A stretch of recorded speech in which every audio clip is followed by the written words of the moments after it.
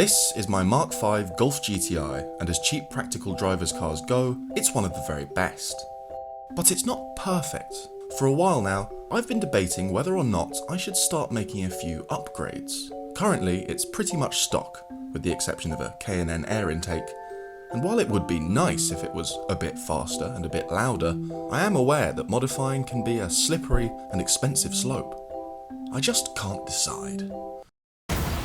Which is why I've come to have a go in this.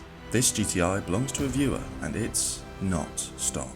It has a stage 1 remap, it's been lowered, it has a turbo back exhaust system, and an air intake about the size of my house in London.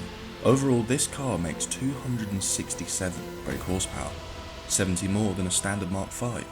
Today, I'm going to take it for a drive to find out what a heavily modified Mk5 feels like, and which mods make the biggest difference.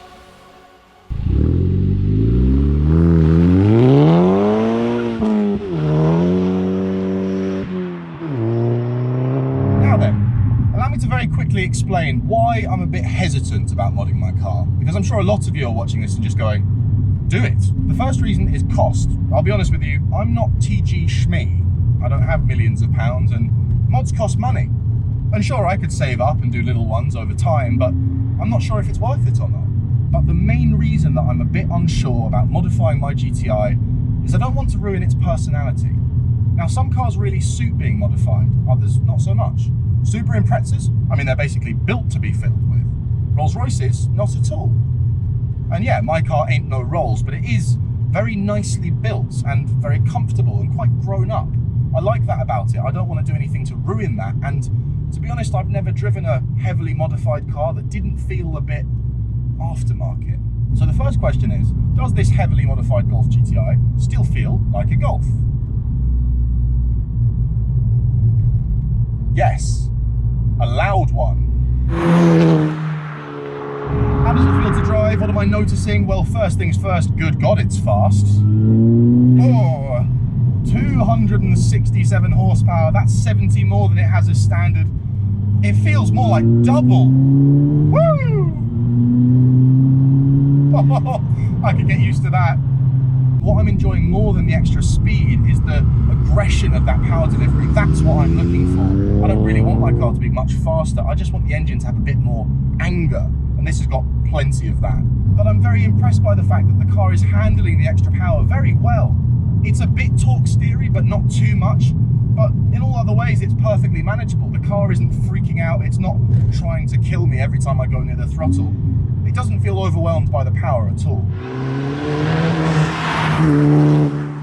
And then of course the other thing I famously complain about with my car is the lack of noise.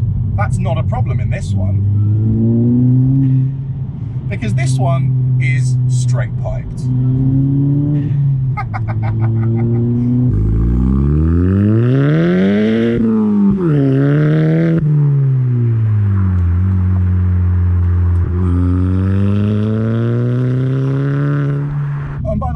Enjoyed that little exhaust shot clip just then, because that nearly cost me a GoPro a minute ago.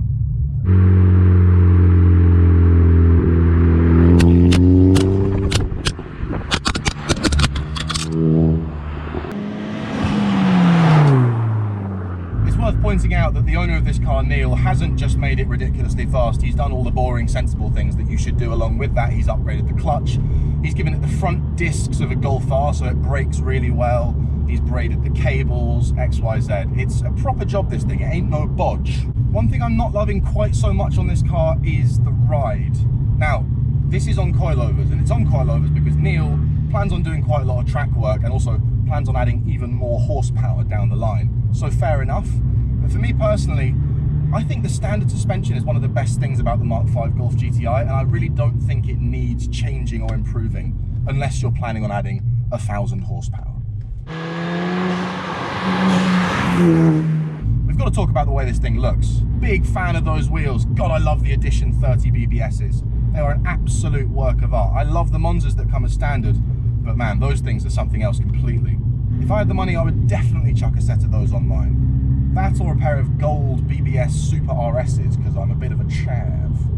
And I'll tell you what, I really like what he's done with that green piping at the front. It's really original, it's so distinctive. Makes me think, why didn't VW do that for the Golf R? The Golf GTI is famous for its red bits. Why on earth didn't they think to give the Golf R, I don't know, green bits or gold bits? Missed a trick there. So, conclusion. Should you modify a Mk5 GTI? Am I going to modify mine having driven this? God, yes.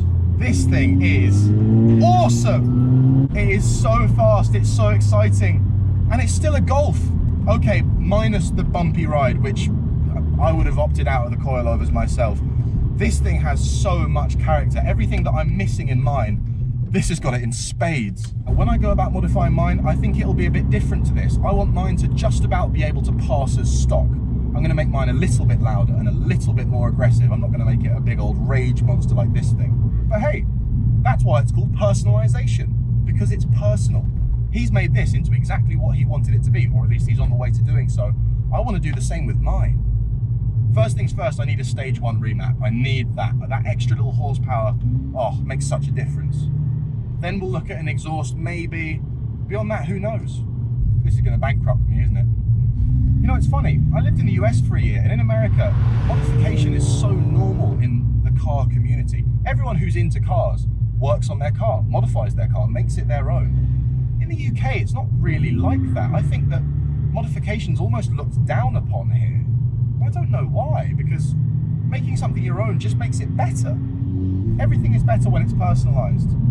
And everything is better with a loud exhaust.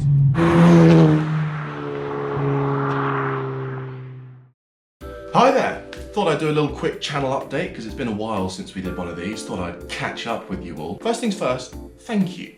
Thank you for watching my videos. You just watched my face for like 6.5 minutes. Cheers. Channel's growing nicely. I'm hoping that we're gonna hit 10,000 subscribers by the end of the year. Please help make that happen if you can. Subscribe if you're not subscribed, and do us a favor. Tell a mate about the channel. Tell your brother, tell your sister, tell your mum. Don't tell your mum, she won't like my videos. Second thing, I've added a little link into the description of my videos that allows you to make a donation to the channel if you're so inclined. Now, this is free content, but if you want to see me make videos more regularly and you want those videos not to look like they're filmed using a potato, make a little donation. 10 pence, 10 pounds, every little helps, and every penny that I get from you guys will be spent on making more vids. Third thing, thank you once again to everyone who's emailing me asking if I want to come and drive their car.